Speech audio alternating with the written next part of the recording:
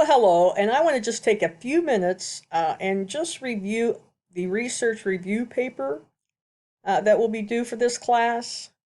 And again, a lot of information you can find under our class site under the module called Research Literature Review Paper. And I just want to share some of those with you right now. First of all, there's a video regarding how to find research articles using Google Scholar.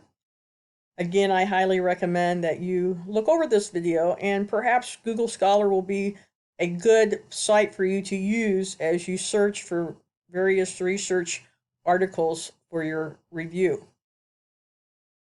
There's also a link explaining what a literature review actually is, but you will choose, or you have already chosen, a motor learning topic that you will review the literature for. There's an excellent link here regarding plagiarism. Also, a couple of APA sites that would be very helpful to you.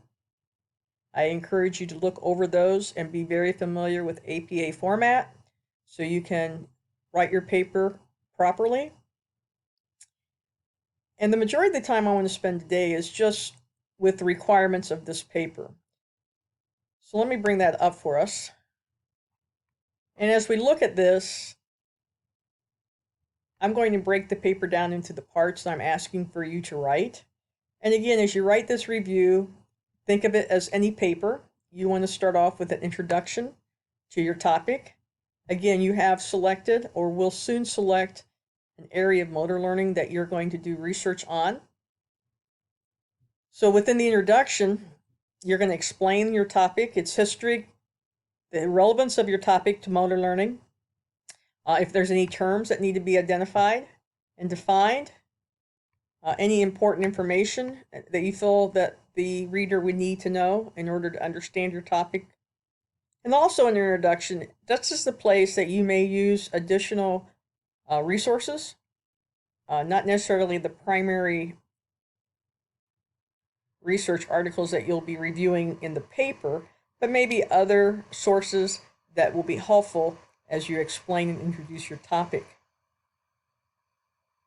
Again, your narrative should introduce, provide necessary background information, and then explain the significance or importance of reviewing the topic.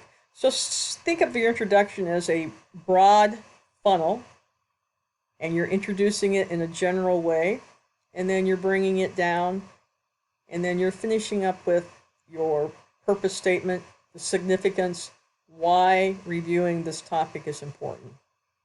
We would maybe call it your topic sentence or your thesis. Okay, so make sure you have good organization to your introduction.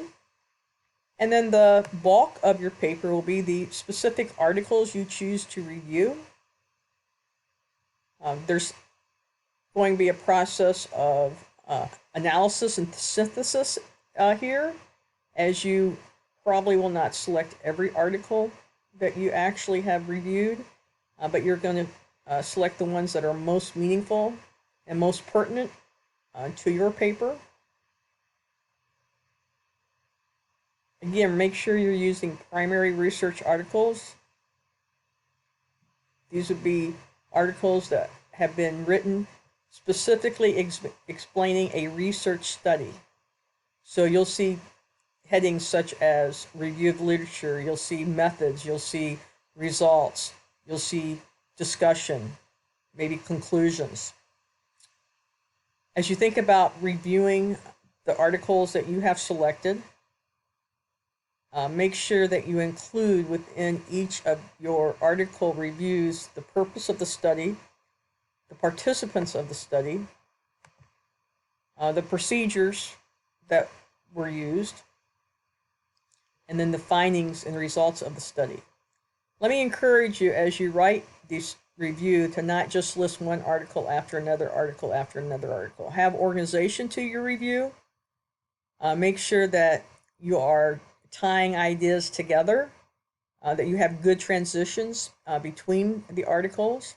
And again, it's just not a listing of one article after another, but writing it in an essay format as you would of any paper, and making sure you organize your thoughts.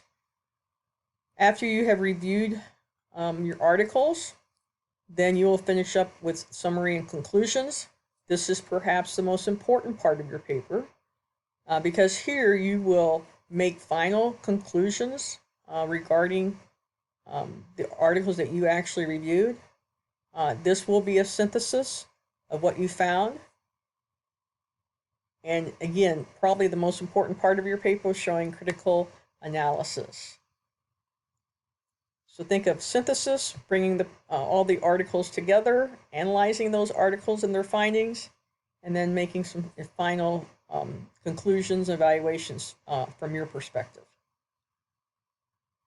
Let me just remind you, APA format is the style manual we are using. Here is the rubric I plan to use as I look at your papers.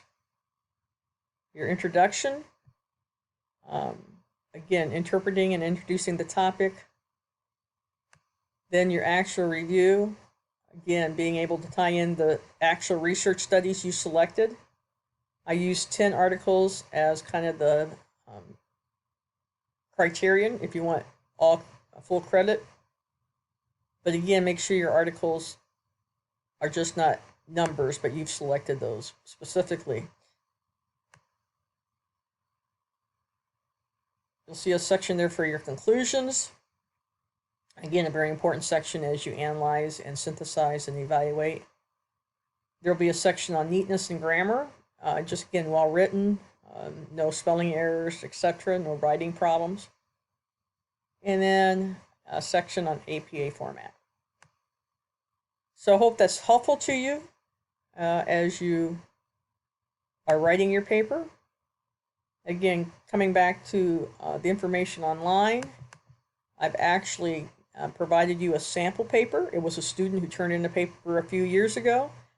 Again, it's not a perfect paper, but it's a really good paper. So you can see how that student organized their paper, how they reviewed their research studies, and how they wrote their final conclusion section. And then the final link here deals with turning it in, and you'll have opportunity to review your paper to make sure you have not done any inadvertent plagiarism, and you'll have opportunity to do that before you do your final turn-in. But again, let me encourage you to review all these resources. If you have questions, concerns, you need help, please don't hesitate to reach out to me. I look forward to reading your papers.